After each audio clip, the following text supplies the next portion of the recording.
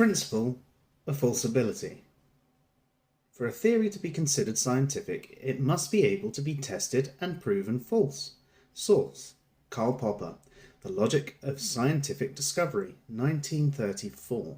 And the reason I'm bringing this up from the Bible of the Modern Atheist is I was asked in regard to one of my videos about the null hypothesis why I say God is unfalsifiable, and can I explain why? And that's a great question. For the short version, it's not a hypothesis. For a bit more detail on it though, Karl Popper proposed falsification as a way to weed out the pseudoscience from the science, and essentially for any scientific hypothesis or theory we should have a set of parameters which we can show the hypothesis to be false. Popper viewed the metaphysical claims to be largely unfalsifiable and therefore not part of science. When we talk about God or a godlike character, it's unfalsifiable because it's not clearly defined, and therefore we can't even parameterize it in such a way to create a valid hypothesis. And these vague statements in and of themselves make it difficult to actually falsify anything. So gods in general are not valid hypotheses any more than me telling you about a weird tree that I saw on holiday is. When we talk about specific gods, there might be specific claims about the gods or something within their descriptions that make them somewhat falsifiable. The question came up on a video that I posted about a year ago about the null hypothesis. In that we discussed how we could test the efficacy of prayer. So with a hypothesis such as people being prayed for will heal faster than those not being prayed for, we can operationalize it in such a way that we can, falsify that particular claim. If there is a deity that is directly tied to a claim of healing the sick, then by falsifying the hypothesis, we then falsify the deity in question. The problem with this tends to be is the person can then sort of move the goalposts. They can say that the healing is spiritual healing and not physical. So if we're now in a situation where the healing is spiritual rather than physical, we no longer have a measurable variable, and therefore it is no longer a valid hypothesis. If there is no test that even in principle could show whether a hypothesis is true or false, then it is not falsifiable and therefore not a valid hypothesis. It's merely conjecture. Some might say that simply having evidence makes something falsifiable, and that's not strictly true. For example, I ate a mincemeat burger I made for myself about 5 weeks ago and then cooked on a barbecue, and it's one of the last bits of meat I ate before going mostly vegetarian. This is testimonial evidence. Now, whilst testimonial evidence is one of the weakest forms of evidence, it is still a form of evidence. You'll have different priors as to why you may trust that. You've got previous experience of me, you might know that I'm honest, or you might reason that this is something that someone wouldn't necessarily lie about. Why would someone make this sort of statement? So you might trust it, you might believe it based on my testimony.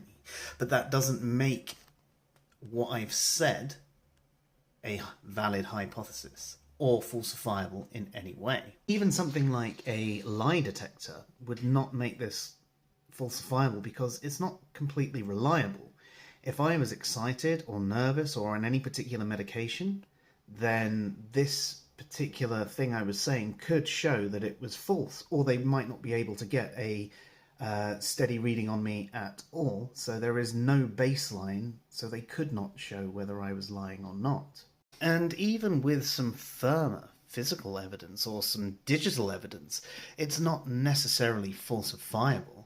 In fact, unless someone had something like an entire day where they followed me around with a camera and they were live streaming, and you could prove that it wasn't a pre-recorded live stream, because you can do that, then I don't really think that there is any way that we could show what I was doing was the case. Now, someone could, of course, argue that in the future we might get to a point where there is a 100% reliable form of lie detector. Or perhaps even a form of technology that could follow your waste matter all the way through the sewer and detect what you ate at any moment in time. However, if the definition of falsifiable becomes so loose that it includes anything that we can imagine to be shown false somehow, it would basically make everything falsifiable. Because, that's how our imaginations work. It's kind of ridiculous. We can argue at some future point in time that X technology will be created, and therefore we could prove this. If something is falsifiable in principle, even if we can't do it ourselves in this very moment, it means that there is some way to falsify it currently. If something is falsifiable in theory, we're just saying that we can imagine a way that we could falsify it. And therefore, it's not necessarily something that's actually falsifiable. A hypothesis also usually has some sort of predictive quality about it. If we were to consider something like friction, and let's say friction has an effect on reducing the overall pull of gravity, and not that it actually changes the pull, but let's just say an object, say a ball, would travel slower down a hill where there is more friction. So we could set up and parameterize something where we have just plain concrete on a downhill slope. Then we could change different types of surfaces. Perhaps we put a grass surface there, a plastic one, one filled with hairbrush bristles, and so on and so forth. And you could even have one that was completely covered in mud and send this ball to roll down there. We could operationalize a test that could falsify the claim that the speed that the ball runs down a hill is affected by the material that is on the hill, so the surface, the amount of friction that is there. And if that didn't actually have any effect whatsoever, then of course that's then been falsified. If the ball rolled down at exactly the same speed, no matter what the surface was, then friction wouldn't have an effect on, the pull of gravity and the speed of an object going downhill. With something like God exists, it doesn't really have any predictive power at all. There are some things that are more likely under theism, just as there are some things that are more likely under atheism or naturalism. Neither one of them has the sort of explanatory power that precludes the other. Therefore, in the sense of an extremely broad claim, theism is not something that is falsifiable in and of itself. If something is falsifiable, it's not simply that there is a tiny piece of evidence that slightly raises the probability that this is false. It's the fact that there is a valid hypothesis presented with the feature of having an ability to be shown false. This is why some specific God claims are indeed falsifiable, whereas most are not, especially generally speaking. So when I'm talking about theism is unfalsifiable, or gods are unfalsifiable, it's because I'm speaking in a general term. But yes, there are specific claims that are falsifiable. But the problem, obviously, with these metaphysical entities is the fact that people just then move the goalposts and say, no, you didn't understand that. No, because there's nothing firm there in the first place. And again, when you've got something that can just be changed so readily, do we even bother trying to put it in terms of things like hypothesis, null hypothesis, and so on? No. So, to summarize, why is God unfalsifiable? 1.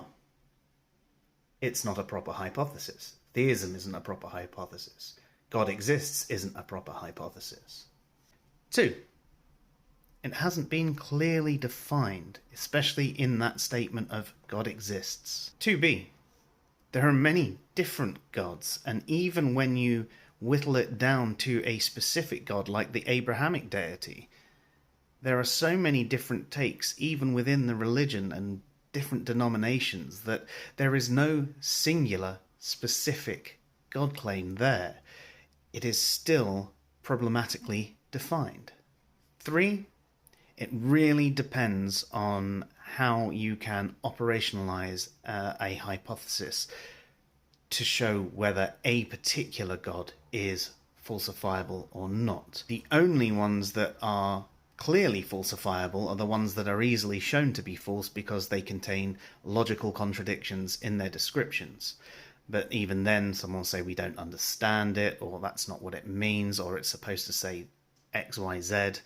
And we're back to where we were, where someone has moved the goalposts. So no, in general, theism is unfalsifiable. But that's not to say particular gods can't be shown false.